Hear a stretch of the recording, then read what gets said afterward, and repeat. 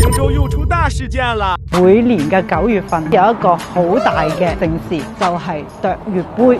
睇下我個好朋友，佢都有參獎。作為一個女嘅雕刻師，佢攞件咩作品嚟？你睇下呢位，我哋寶寶姐，佢喺玉雕裏邊已經做咗10幾年啦，但係雕刻依然都係佢一個興趣。成個櫃都係佢雕刻嘅作品。呢一個係梅松老師嘅專區，我係佢粉絲嚟嘅。你睇下佢嘅樹葉咧，真係肥嘟嘟嘅，好似係有肌肉感嘅咁樣，你會感受到嗰個每一片嘅力量。你嘅呢個咧就郭清老師嘅專區，呢個銀獎就好特別啦。佢將皇家鹿最富貴嘅表皮呈現出嚟，跟住做咗個鎖，係叫做稱心如意。郭大師，太牛了，太牛了！我好喜歡你那個，是不是？這個要不要給我帶一下？可以，隨時過來給你帶幾件可以，不是帶一下。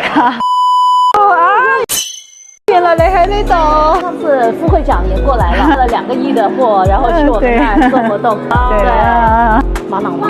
沒有，很多翡翠的。你看，這個就是環翡了，很典型的環翡了，對不對？其實有很多很特別的題材，玉雕是先有玉再做雕的，他會想到什麼題材，他就可以雕出什麼來。這個就是玉雕師他最厲害的一個點。我看你現在主持人做得挺好。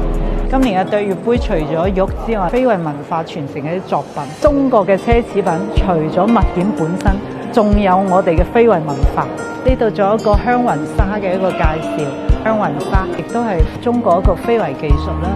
呢啲就係沉香雕刻嘅作品啦。呢個作品咧，你當時睇我哋研究會嗰個字，有全國嘅玉雕匠人都會將佢哋精心做嘅作品攞過嚟參展。無論協會又好，全國嘅玉雕匠人都好，都係一件好開心同埋好值得慶幸嘅事。平洲唔單止有翡翠，仲有好多有趣嘅人同埋有趣嘅事。好歡迎大家嚟到平洲揾錢錢飲茶，關注錢錢買翡翠唔踩坑。